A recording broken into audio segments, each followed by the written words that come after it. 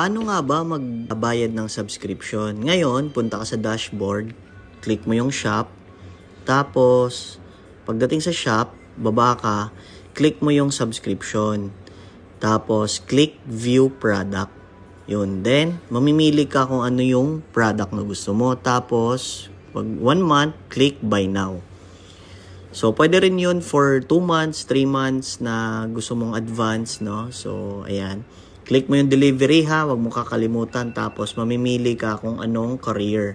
Tapos, kung meron kang ilagay sa address, pwede mong ilagay dyan, isingit. Tapos, yung zip code. And then, click GCash. So, screenshot mo yan, check mo yung full details mo, kung magkano yung babayaran. Tapos, punta ka sa GCash. So, click mo yung QR code, then lalabas, upload QR. No? So, pag in-upload QR mo yan, ayan yung lalabas, yung babayaran. So, that's 590